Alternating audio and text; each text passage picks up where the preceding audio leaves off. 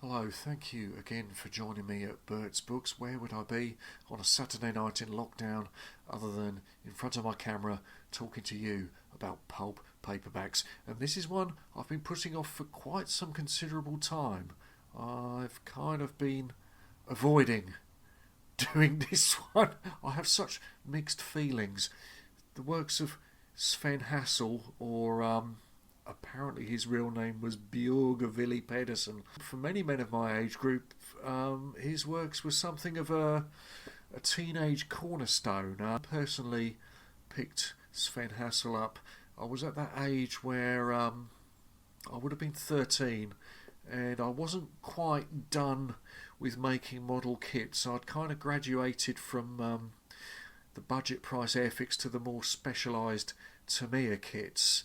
And in tandem with that, I felt I was ready to graduate from kind of war comic fiction to these rather forbidden pulp novels.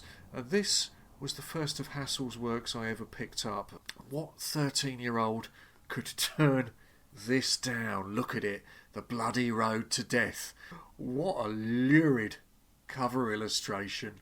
Seems to indicate some sort of desert war scenario here. There's the wreck of it's the back cover. There's a wreck of what looks like a Mark V Panzer, the Tiger, lying in the sand, and on the front there's this decomposing corpse of a Lanza who's sort of been eaten by red ants. Anyway, I was 13 years old and impressionable, and I think at the time stupidly took such fiction as face value. I think I really did buy into the idea that these type of works were the genuine memoirs of Wehrmacht veterans.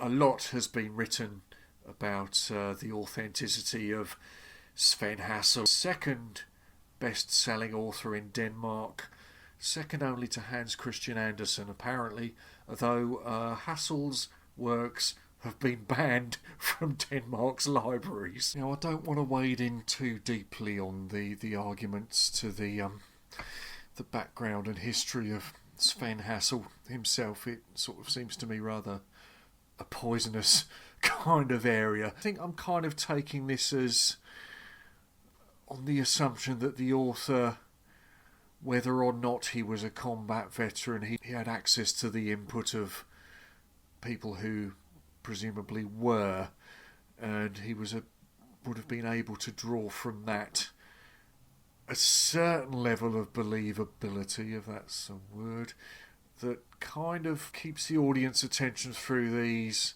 while simultaneously putting it to the test, rather. But at that impressionable age, I didn't ask questions. I dived in with this and I was admittedly hooked, and I read the entire series. I think as I went on, I may have started to question the authenticity of them, the continuity errors being rather glaring. So this was really my first exposure to that whole genre of the World War II pulp paperback, and this one actually is a late entry in the series. It was, I think, published in 1977. Hassel's first novel, Legion of the Damned, was published in 1953, so this was fairly late in the series.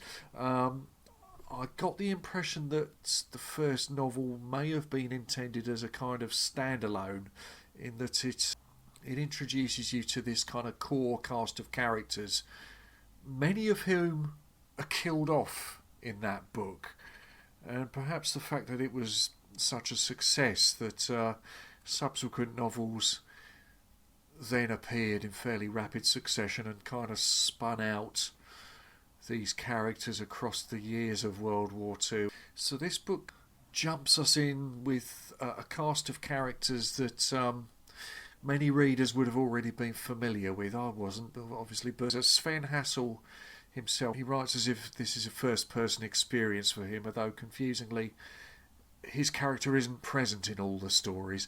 The back blurb. They were known as the Old Man's Unit, the most savage section in the whole German army.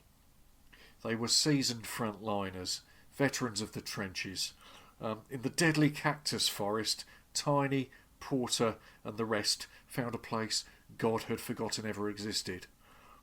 Crawling with snakes, scorpions, and giant ants. A place which reeked of danger and death.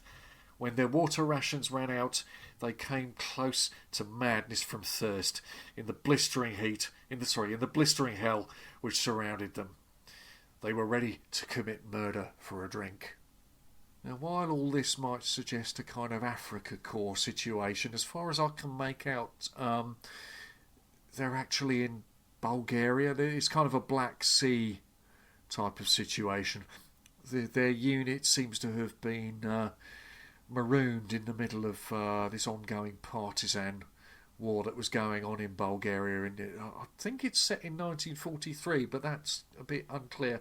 But anyway, they're kind of isolated and need to kind of find their way back through this cactusy wilderness in order to rejoin their regiment. So we're landed in with this cast of characters who readers of the rest of the series, of course, would have been familiar with. It's known as the Old Man's Unit. The Old Man being the kind of seasoned, non-commissioned officer, sergeant type who's in charge of this, heavily based, I believe, on the character of Cat from Remarque's First World War novel All Quiet on the Western Front. But anyway, you'll meet this cast of character in this. There's Joseph Porter, who's this kind of company scallywag, black marketeer. There's Tiny, not very well schooled giant, but blessed with a sort of a certain naive wit. There's this whole cast of characters, each with their own backstories and their own particular personality tics. There's this Dirty Dozen kind of dynamic to this. Hassel kind of wants us to see his characters as this like a band of lovable cutthroats in a way. He pitches it that his unit are kind of distance in some way from the objectionability of Nazism. That like with the Kessler books, he's embodied National Socialism's extremes in one particular character, which is Julius Haider, who is this kind of rather uptight, regulation-obsessed super soldier, and the rest of them, to a greater or lesser degree, this kind of band of scallywags. In some of the books there's a penal unit, although it's kind of not so clear in other books that that's what they are.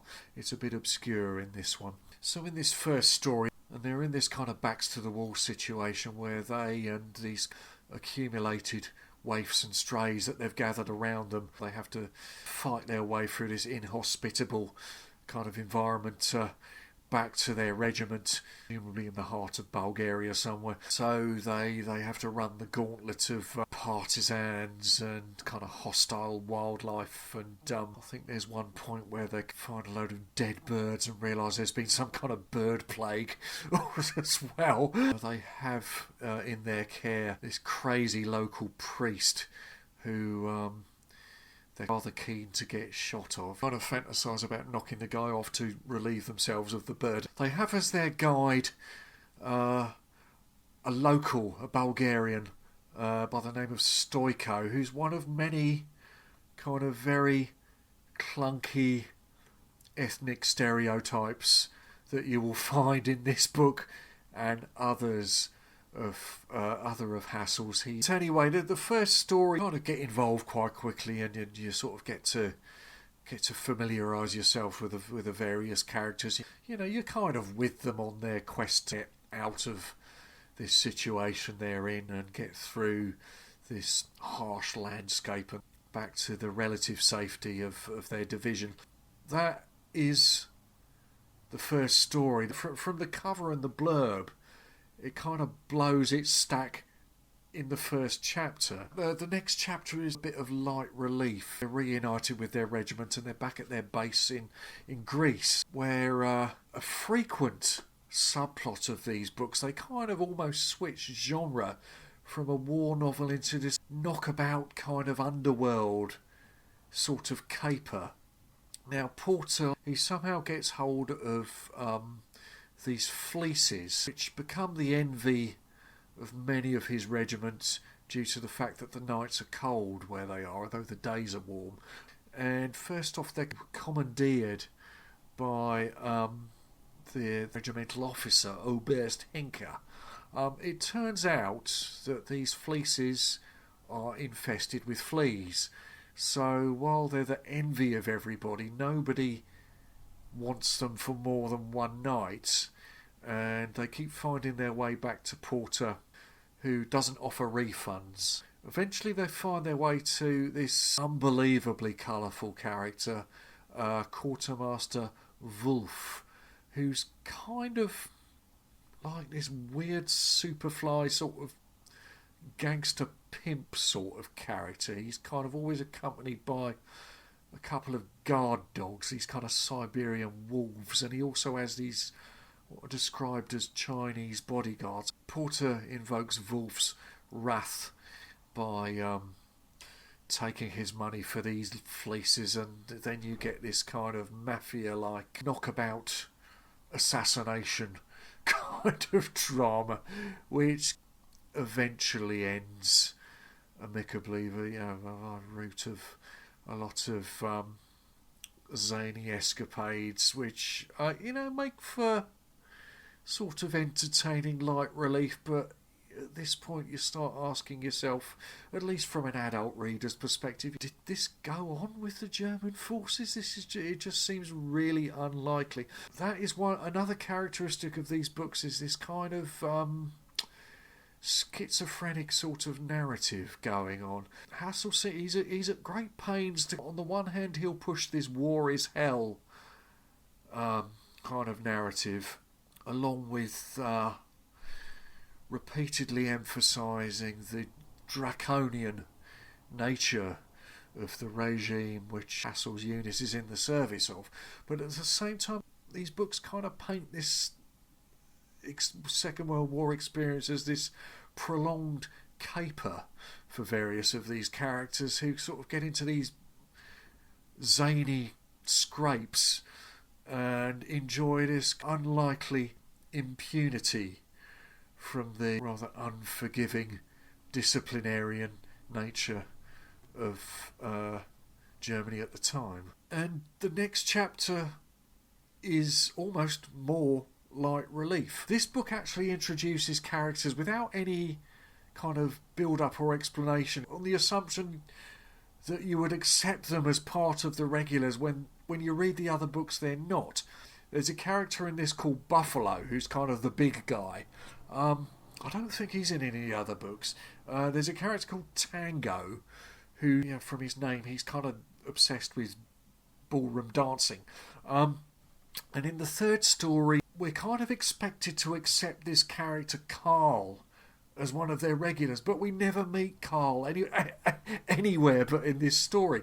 Carl has fallen foul of... He doesn't enjoy impunity. He's fallen foul of German military regulations, and he's been consigned off to a military prison back in the heart of Germany, Torgau, I believe it is.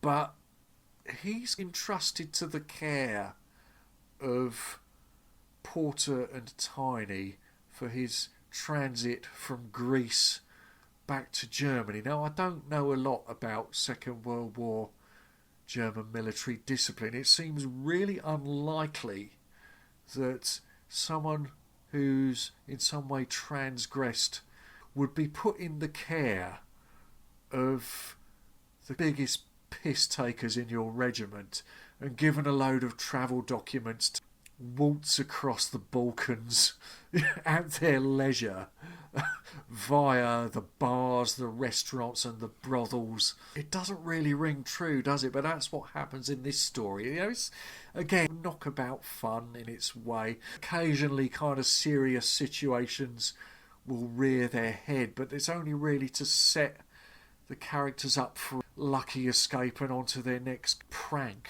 At one point, you'll see what I mean about impunity. They steal a limousine from the Gestapo somewhere in Yugoslavia. By the way, Hassel has this weird fixation with three-axled vehicles constantly within his... I think the German army had them, but throughout his books he repeatedly kind of makes a point of the fact that there's a three-axled vehicle. I don't know, it's like a weird fetish he has.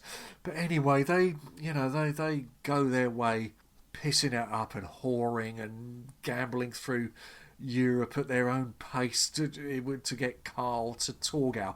Along the way, you'll meet several other rather awkward ethnic stereotypes. Anyway, they have their various scrapes. There's partisan attacks, there's Yarbo attacks, sort of fighter bombers. I'm not sure if they're Russian, but things like this, and scrapes with the authorities and so on. The mood of this third chapter darkens somewhat when they find their way eventually back via Austria. They find their way back to Germany, and they kind of bid their fond farewells to Karl at the prison gates, and find their way back from there to back to Greece, where they're informed that their regiment has now been transferred to Russia. So from there we're back to the more traditional Sven Hassel setting of life on the Russian front.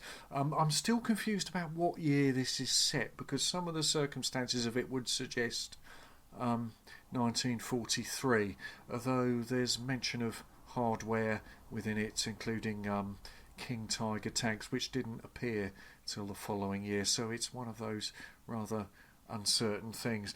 But back on the Russian front, it transpires that their company has a new commanding officer. This is the aristocratic, full of himself Prussian stereotype of Hauptmann von Pader. Does this sound familiar? Does this ring any bells? Bear in mind that this book was published the same year that the film of Cross of Iron appeared. Now, to me, this character is weirdly reminiscent of Captain Stransky from that film. This whole rigmarole of this novice commanding officer who's full of himself but actually doesn't know shit about anything, hauling the company over the coals, swanking around like he knows what he's doing, with the aid of his lapdog by the name of Hauptfeldwebel Blatz.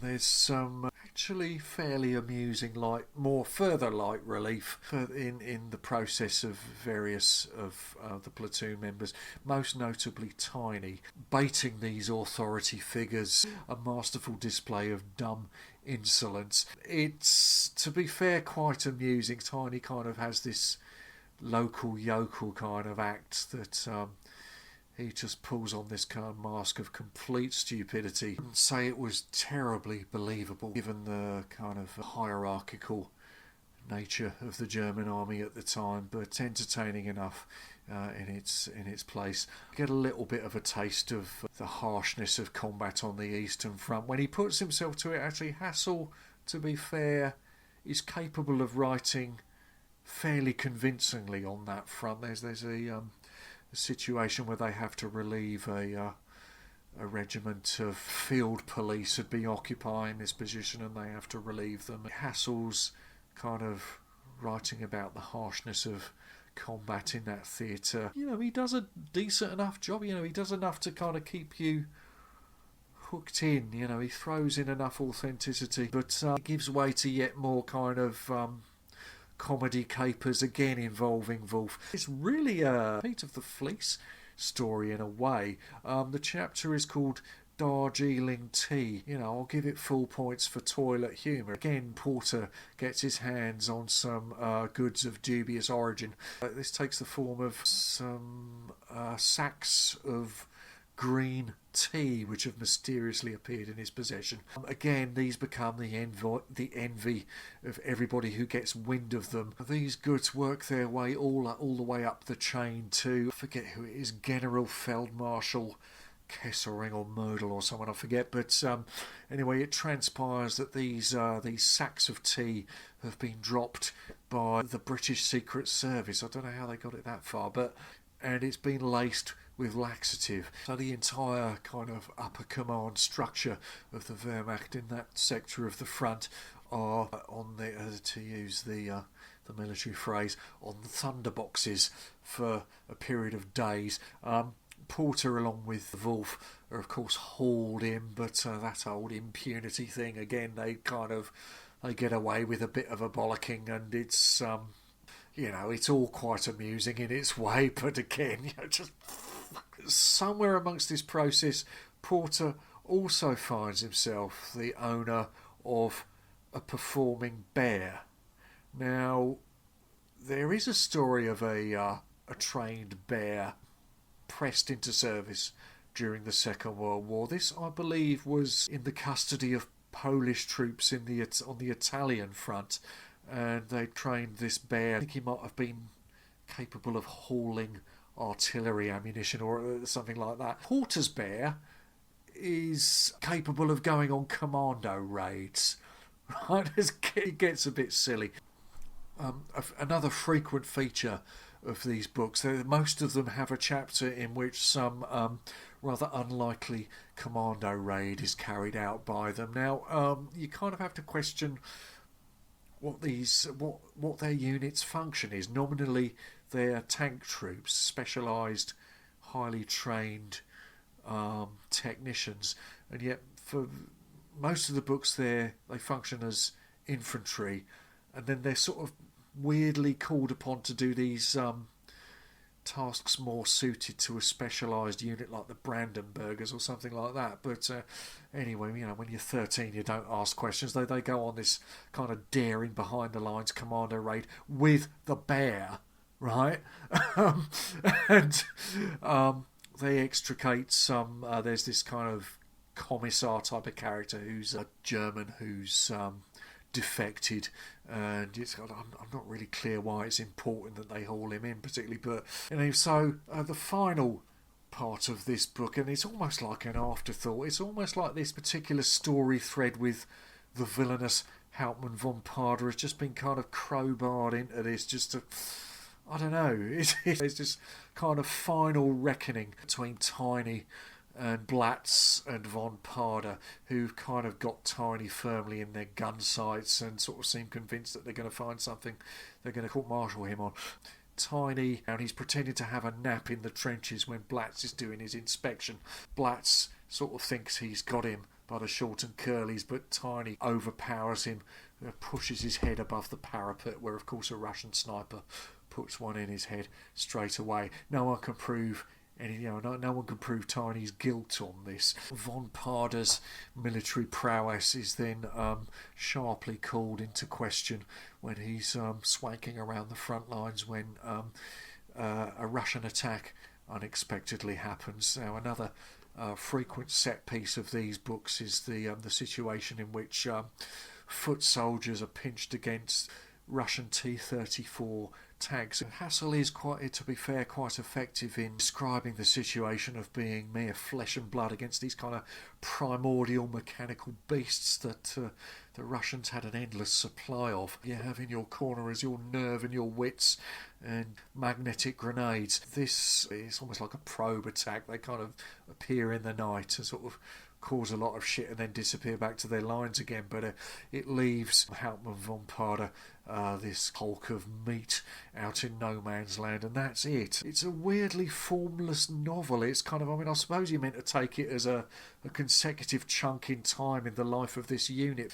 There's not a particular marrying theme with it, if you like. The usual kind of Hassel play out of the various characters doing their... Each one has their kind of shtick, and they all kind of play to that.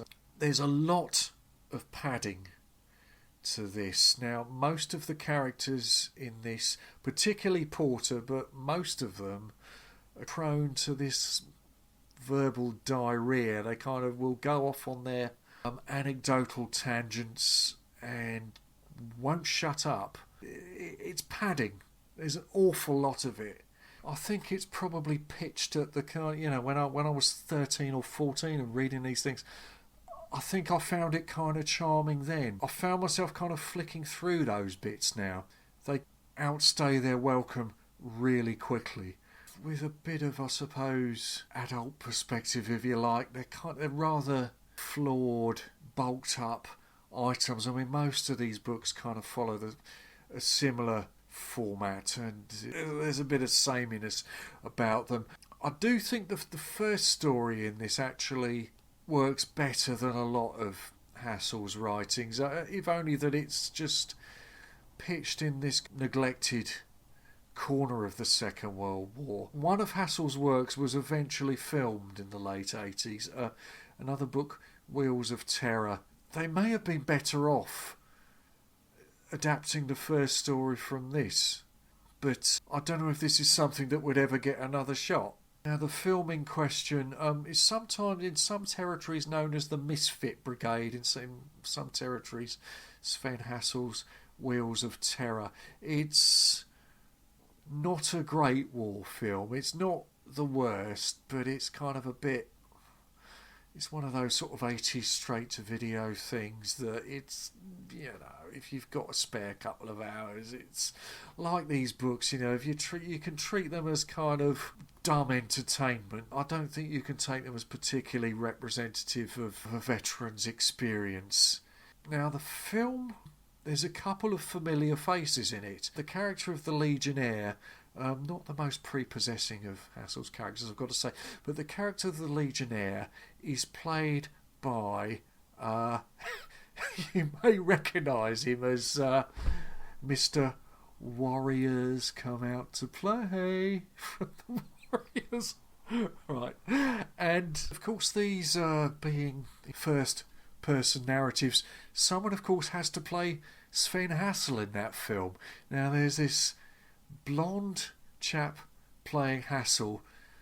War bores amongst us may scratch their heads and wonder why he's so familiar. The actor Slavko Stimek, 10 years before that film was made, he was in another war film.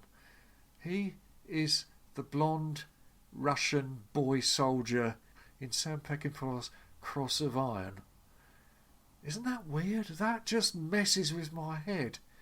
Now, I wonder if, when he was working on Wheels of Terror, what must that have been like for him, sort of having been in what tends to be acknowledged as one of the better Second World War films ever made, 10 years later being cast in this straight-to-VHS ho-hum kind of film. Was he screaming inside? Was he inwardly screaming, "I was in Cross of Iron, you Philistines"?